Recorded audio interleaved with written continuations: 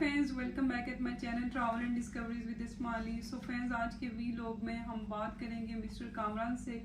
तो आज हम इनसे पाकिस्तान की जो करंट सिचुएशन है, पाकिस्तान में इस टाइम जो करंट इकोनॉमिकल, फाइनेंशियल और जो बहुत सारे इश्यूज चल रहे हैं, महंगाई का इशू है, बिजली के बिलों का, उस हवाले से बात करेंगे और हम उनसे चंद सवालात करेंगे।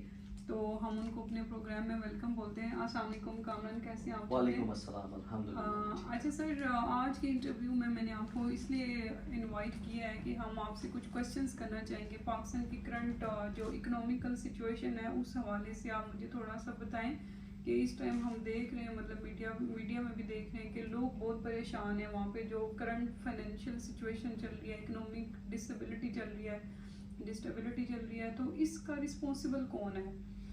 देखिए जी, इस वक्त जो करंट सिचुएशन चल रही है उसका तो पूरे का पूरा जो क्रेडिट है वो आईएमएफ पे जाता है। आईएमएफ का जो हम रोते हैं कि आईएमएफ के शराइत हैं, आईएमएफ को तो सिर्फ अपनी इंस्टॉलमेंट चाहिए। जी जी। ठीक है ना।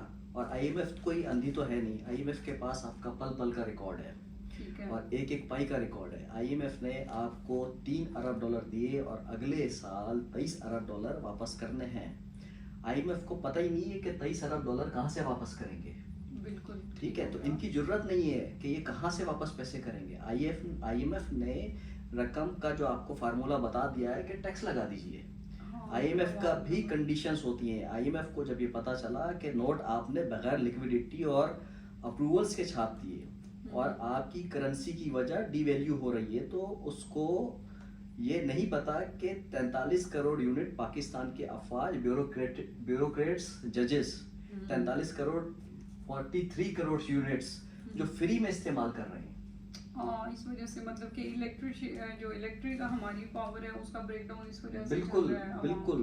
और दूसरी बात ये है कि जो फ्री में जो यूज कर रहे हैं ये सारी, और उनकी जो तनख्वाहें हैं वो लाखों रुपए में है।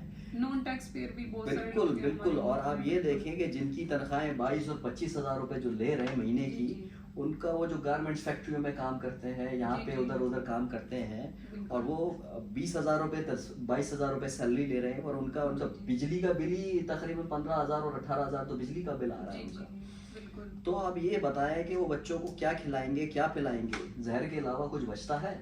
तो सर, आप मुझे ये बताइए, आज के इस इंटरव्यू में आपसे मैं कुछ मज़ीद सवाल करना चाहूँगी कि ये जो करंट इकोनॉमिकल डिस्टेबलाइजेशन चल रही है कंट्री में, और फाइनेंशियल क्राइसिस तो है ही है, लेकिन इसके साथ साथ आप देखिएगा कि पॉलिटिकल इंस्टेबिलिटी है हमारी कंट्री में। तो इस सारे सिनेरियो में अवाम का क्या रद्द-ए-अमल होना चाहिए? बिकॉज आई एम वाचिंग के people are totally quiet. I mean, they are silent. They are not doing any protest regarding against the current government. And who is the responsible for all these situations? Rather, it is the current government or it is the previous government, because the government is elected by the people. So, at this point, what should be the response, or what should be the reaction of the people, of the public?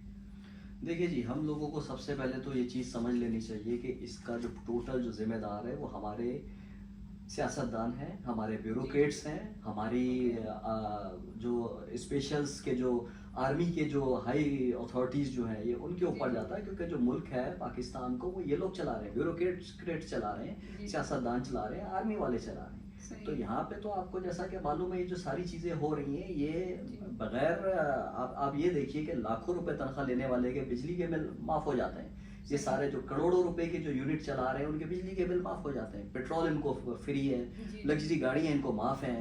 इनके इन सारे हालात के अंदर आपको ये बात समझ लेनी चाहिए कि ये सब एक मनसूबाबंदी के तहत किया जा रहा है। जो बात आज मैं कहने जा रहा हूँ, ये बहुत हिम्मत करके मैं आपको एक बात बता रहा हूँ, वो ये है कि जाहिर है कि कोई सब्सटेंशियल एविडेंस ऐसा नहीं है कि जो ये कहूँ कि एविडेंस है, लेकिन सीधी बात ये है कि जो कुछ हो रहा है मैं इसकी तरफ धकेला जा रहा है। जी जी, ठीक है। तो सर, फर्दर जाने से पहले इंटरव्यू काफ़ी लॉन्ग हो जाएगा, कुछ इसको थोड़ा सा समराइज कर लेते हैं। मुझे थोड़ा सा ये बता दीजिएगा कि अनफॉर्चुनेटली जब भी दुनिया में या वर्ल्ड में या इस टाइम करंट जो सिनेरियो है, जब भी किसी कंट्री में वॉर होती है तब जाके उनकी जो करेंसी है वो डीवैल्यू होती है।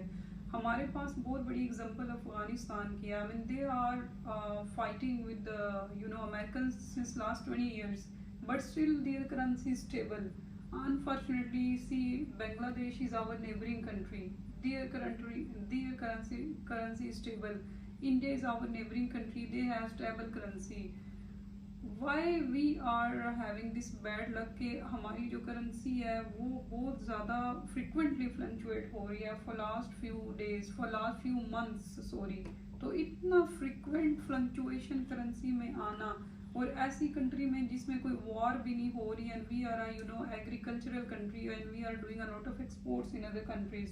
तो सर इस हवाले से आप क्या कहना चाहेंगे कि ये जो करेंसी डिस्टेबलाइज हो रही है, इसमें ठीक है कहने को तो लोग कहते हैं जी कि आप ओवरसीज हैं, आपके लिए तो इशू नहीं होना चाहिए, बट हम तो ज़्यादा पैनिक होते हैं कि हमारे मुल्क की करेंसी इतनी डी वैल्यू क्यों हो रही है। देखिए जी, इसका एक ही वजह है कि जो लोग हम जो बाहर रह रहे हैं, ओवरसीज पाकिस्तानीज रह रहे हैं, उनके लिए मुश्किल नहीं है। जो लोग वहाँ पे रह रहे हैं उनके लिए एक वक्त का खाना बड़ा मुश्किल है, उनके लिए पेट्रोल लेना मुश्किल है। अभी मैं कल एक वीडियो देख रहा था तो उसमें एक बंदे ने अपने बिजली का बिल दिया, अपनी बाइक बेची और बिजली का बिल पे किया, और फिर वो रो रहा था। तो दूसरी दफा फिर वही बिल वही आ गया उसके लिए।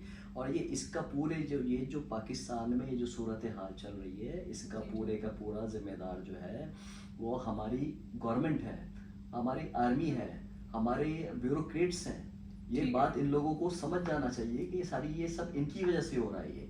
ये लोग जब तक इस चीज़ को डिमोरलाइज नहीं करेंगे, ये इस तरह चलता रहेगा। ये सब डॉलर है, क्योंकि ये अरबों रुपए खरबों रुपए डॉलर लेते हैं, उधार लेते हैं पाकिस्तान के लिए, और जब लेते हैं क्रेडिट लेते हैं, उसके बाद जब उनसे नहीं भरा जाता तो आईएमएफ के पास एक प्रोग्राम है जो वो पाकिस्तान को इनको एस्टेब्लिशमेंट को देता है, और वो बोलता है कि जी हम आपको बताते हैं हमें किस तरह कवर करें। 3 अरब का जो कर्जा लिया है वो नेक्स्ट ईयर आपको 23 अरब डॉलर देने हैं।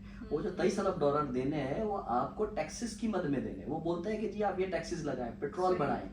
और पाकिस्तान में महंगाई क्यों बढ़ती है, उसकी सबसे बड़ी वजह ये है कि जब आपकी पेट्रोल डॉलर ऊपर जाता है, डॉलर ऊपर जाता है, हाँ, उसकी सबसे मेन वजह क्या है, आपके जो ये बैंक का रिजर्व खत्म होता है तो फिर डॉलर ऊपर जाता है। जब रिजर्व खत्म होता है तो डॉलर ऊपर जाता है। जब डॉलर ऊपर जाता है तो फिर आपके टैक्सेस लगते हैं, जब आपके टैक्सेस लगते हैं तो फिर पेट्रोल बढ़ता है, जब पेट्रोल बढ़ता है तो फिर महंगाई होती है। ये लोगों को, हमारे ब्यूरोक्रेट्स को, हमारी जो पूरी गवर्नमेंट्स के जो एस्टेब्लिशमेंट है, ये चीज़ तो इन लोगों को समझना चाहिए। तो सर आपसे थोड़ा सा सॉरी इसको समराइज करते हैं, आपसे एक और क्वेश्चन मैं करना चाहूँगी जाते जाते, एक इम्पोर्टेंट क्वेश्चन।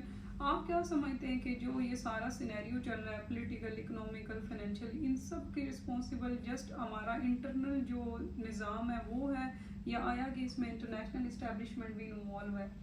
देखिए जी, इसमें इंटरनेशनल एस्टेब्लिशमेंट तो नहीं, हमारी जो अपनी मुल्क की जो एस्टेब्लिशमेंट है, जो 5-7 लोग हैं, जो मैं नाम लेना यहाँ पे मुनासिब नहीं समझता, उन लोगों को जो मुल्क को चला रहे हैं, सिर्फ 7 लोग हैं या 8 लोग हैं वो लोग, मैं नाम लेना मुनासिब नहीं समझता। वो लोगों की वो है और उनकी वजह से ये सारी चीजें हो रही हैं। वो सिर्फ वो 8 फैमिलीज जो हैं, जो वो अपने रूलिंग फैमिली, वो अपने आप को पेट भरने के लिए, ये मुल्क के जो लोग हैं, जो एक अवाम है, जो तबका है 10,000 और 15, और जो रोज का खाने वाला तबका है, वो क्या करेगा आप ये बताइए? वो कैसे जिएंगे, क्या करेंगे वो लोग?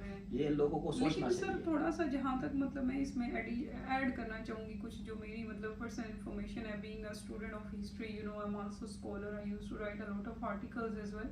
आई would say one thing for the awareness of our people कि जो आई वुड से कि पाकिस्तान की इस बर्बादी में हमारी इंटरनल मतलब जो इस्टेब्लिशमेंट है या जो पॉलिटिशियंस हैं, वो तो उनका तो रोल है ही है, but I would like to add कि इसमें कहीं ना कहीं इंटरनेशनल इस्टेब्लिशमेंट भी इन्वॉल्व है, क्योंकि सर देखें, we are dependent on them, हम उनसे पैसा लेके अपने कंट्रीज चला रहे हैं, उसकी फ्लॉज हमारे अपने अंदर मौजूद है। I accept this one. अभी आप रिसेंटली देख सकते हैं कि हमारे पास एक इतना ग्रेट लीडर है, इमरान खान जैसा लीडर है, तो वो देखें वो बंदा बिक नहीं रहा, जिसकी वजह से देखें मुल्क का क्या हाल हो गया है। मतलब ऑल ऑफ सडन आप देखेंगे कि सारी सिचुएशन मतलब कि दरहम बरहम होके रह गई है। वो आज तक पाकिस्तान की हिस्ट्री में मैं बहुत रिगार्ड करती हूँ, रिस्पेक्ट करती हूँ। हमारे जो प्रीवियस प्राइम मिनिस्टर थे जुल्फ़िकार अली भुट्टो साहब, उनके बाद अल्लाह पाक ने इमरान खान की मतलब फॉर्म में पहला कोई प्राइम मिनिस्टर हमें दिया है जो कि मतलब कि जो फॉरेन लोग आप कह सकते हैं या इंटरनेशनल इस्टेब्लिशमेंट उनके आगे झुका नहीं है। तो उसके ना झुकने पे आप ये देखें कि हमारे लोग उस बेचारे के साथ क्या कर रहे हैं, और हमारी जो आवाम है, हमारे लोग हैं, उनके इमोशनल अटैचमेंट है खान साहब के साथ। बिल्कुल, बेशक। क्योंकि हमारे लोगों की एक वो होप है, ठीक है, थे नहीं हैं, होप हैं, आज भी हैं, और इंशाल्लाह हमारी अल्लाह से दुआ है कि वो उनको अल्लाह पाक दोबारा हमारे मतलब के मुल्क में लीडरशिप की फॉर्म में लेके आए, और बीइंग ओवरसीज हमारी सिंपथीज उनके साथ हैं। तो सर मैं ये ज़रूर लोगों को अवेयरनेस देना चाहूँगी कि हमारे लोगों को चाहिए कि थोड़ा सा अपने मुल्क को बचाने के लिए आवाज़ उठाएं, प्रोटेस्ट करें, बाहर निकलें, और स्पेशली इमरान खान साहब, अल्लाह पाक ने हमें एक बहुत बड़ा एसेट दिया है, अपने एसेट के लिए आवाज़ उठाएं।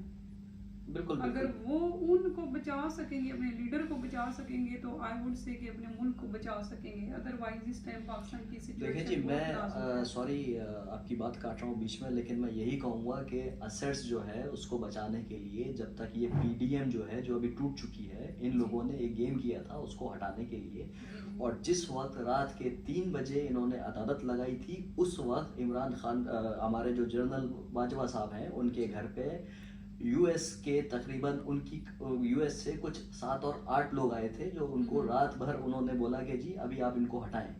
और ये मैं बिल्कुल अंदर की रिपोर्ट दे रहा हूँ आपको, जी, क्योंकि ऐसे ही है। बाजवा साहब के जो बिल्कुल करीब के कुछ हैं वो मेरे टच में है, तो उनसे मुझे ये खबर मिली कि जी उन्होंने बाजवा को बोला कि अभी किसी भी तरह अदालत लगाए और हटाएं, तो ये रात को उनको रातों रात हटा दिया गया उसको। हटा दिया जाता है। और ये सारा जो क्रेडिट है, मैं अभी क्या बोलूँ यहाँ पे, मैं ज़्यादा कुछ बोल नहीं सकता, क्योंकि मेरे हाथ बंधे हैं, मेरा मुंह बंधा हुआ है, सब कुछ मैं नहीं बोल सकता यहाँ पे। अंडरस्टैंड कर सकते आप हैं, जैसा कि लेकिन आप जानती हैं ना कि आर्मी है, पाकिस्तान आर्मी सब पावरफुल आर्मी है। मतलब they are actually running the country. So fans, हम आज का ये इंटरव्यू इसका इख्तिताम करेंगे, लेकिन जाते जाते हम कामरान साहब से रिक्वेस्ट करेंगे कि हमारे लोगों को बीइंग ओवरसीज एक मैसेज दें, कोई मैसेज दें जो कि बहुत मोटिवेशनल मैसेज होना चाहिए, कि लोगों को इस सारी सिचुएशन में खामोश होकर नहीं बैठना चाहिए। क्या करना चाहिए, अवामी रद्द-ए-अमल क्या होना चाहिए? देखिए जी, अवामी रद्द-ए-अमल तो उसके बारे में मैं यही बोलूँगा कि जी अवाम तो रोड पे आ रही है। अवाम, the protest is going on in Pakistan, क्या इस्लामाबाद हो, लाहौर हो, कराची हो, और लोगों को ये नहीं देखना चाहिए सबसे बड़ी बात कि वहाँ पे तासुबबाज़ी जो अभी सन 90s से चलती हुई आ रही है, वो आज भी वो तासुबबाज़ी कायम है।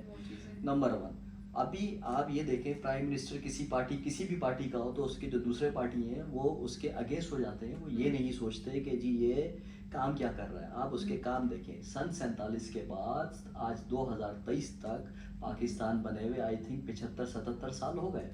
इस 75-77 साल में आप मुझे ये बताइए कि कौन सा प्राइम मिनिस्टर ऐसा है जिसने अपने 5 साल पूरे किए।